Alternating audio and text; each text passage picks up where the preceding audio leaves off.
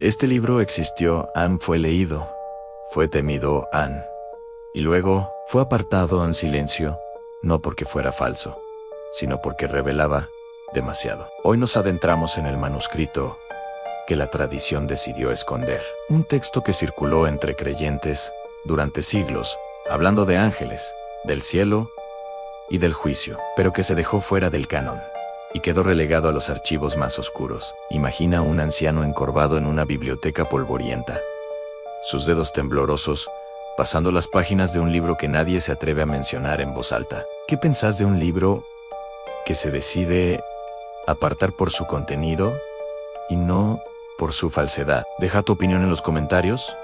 Me encantaría saber qué te parece. Ese manuscrito no era simbólico. Enumeraba nombres que la mayoría solo había escuchado en susurros en Esezol.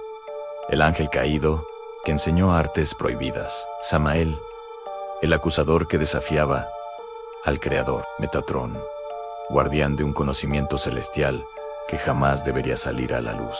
Cada nombre aparecía acompañado de una descripción que hablaba de una rebelión en los cielos, de un juicio inevitable que los mortales no podrían detener. Cuando el cielo se fragmenta, la tierra tiembla, dice una de sus frases más impactantes. La música se vuelve más tensa mientras la voz recita esos pasajes. No es una alegoría, es un relato concreto de ángeles con alas rotas, de una conspiración celestial que amenaza con derrumbar la visión perfecta que la mayoría conoce. Mostraba un cielo que no era perfecto, ángeles que desobedecían, un juicio que no podía ser detenido. Cuando sabes demasiado del cielo, ya no puedes controlarlo. Si esto te está dejando sin aliento, dale like, porque esas reacciones nos indican que estamos tocando temas que realmente importan. Ese texto incomodaba porque ponía en jaque el poder institucional y la idea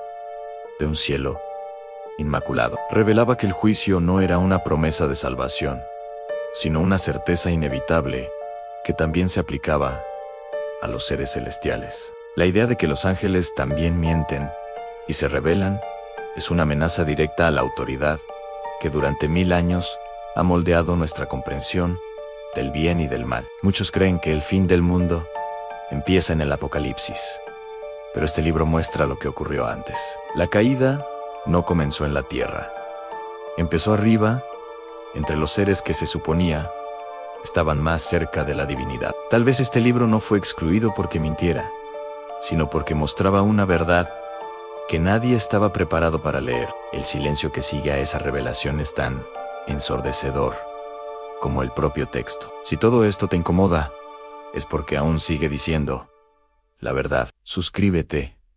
Aquí hablamos de los misterios que nos enseñan, y activa la campana para no perderte la próxima pieza del rompecabezas. Y si bien el manuscrito desapareció de los archivos oficiales, su sombra persiste en los corredores de los monasterios más remotos, donde los monjes todavía susurran su nombre bajo la tenue luz de las velas. Hay quien asegura haber visto una copia encuadernada en piel de cabra, con ilustraciones que parecen moverse cuando el observador parpadea. Otros afirman que fragmentos de sus versos se ocultaron en los márgenes de libros de oraciones, como si fueran una advertencia escrita a mano por un copista temeroso. El estilo del texto no corresponde a la prosa litúrgica tradicional. Sus palabras están cargadas de una poesía críptica que recuerda a los cánticos de los primeros siglos, cuando los creyentes todavía buscaban comprender la arquitectura del cosmos mediante símbolos y metáforas. Cada capítulo está estructurado como una serie de revelaciones que se suceden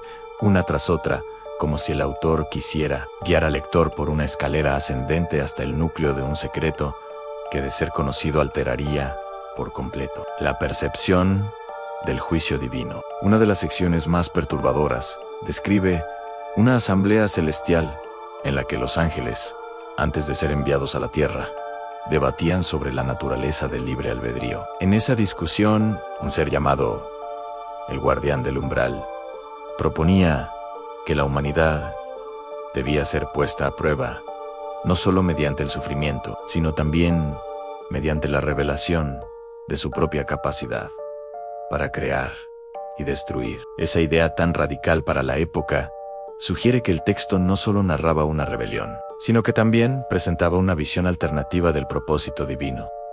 Un plan donde los mortales jugarían un papel activo en la configuración del destino universal. La razón por la que los custodios del saber decidieron apartar el libro no radica únicamente en su contenido escandaloso, sino también en la amenaza que representaba para la autoridad del clero. Si los fieles llegaran a comprender que los ángeles mismos estaban sujetos a dudas y conflictos internos, la imagen de un cielo inmaculado y de un Dios omnipotente se desmoronaría. En ese sentido, el manuscrito se convierte en un arma de doble filo.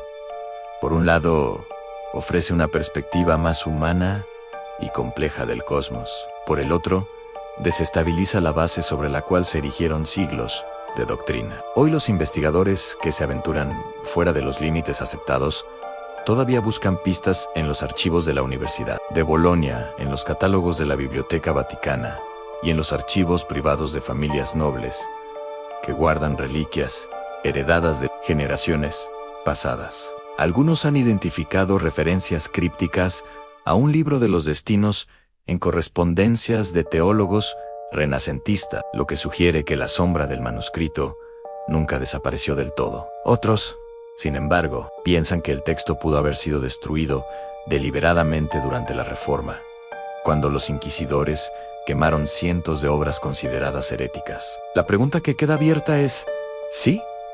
¿En algún lugar todavía existe una copia completa que pueda ser leída sin la censura que impuso la historia? Imagina que alguien descubriera esa versión íntegra y la compartiera con el mundo.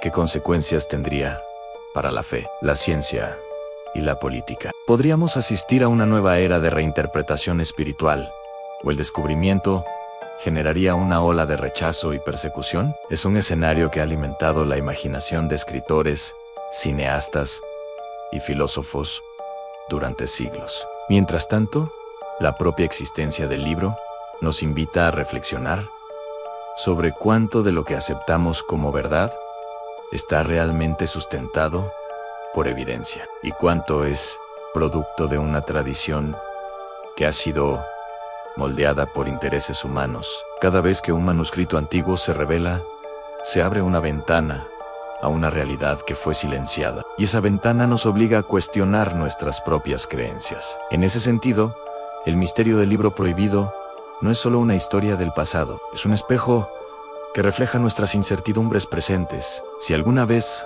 has sentido que la historia oficial deja espacios en blanco, o si te has preguntado por qué ciertos temas nunca aparecen en los libros de texto, este relato tiene algo que decirte. Quizá la clave no está en encontrar todas las respuestas, sino en reconocer que el conocimiento está siempre en movimiento y que la búsqueda de la verdad es una tarea que nos corresponde a todos. Por eso, mientras más voces se alzan para explorar estos rincones ocultos, más cerca estaremos de entender la complejidad del universo que habitamos. ¿Qué piensas tú? ¿Crees que el cielo podría haber sido tan conflictivo como sugiere este manuscrito?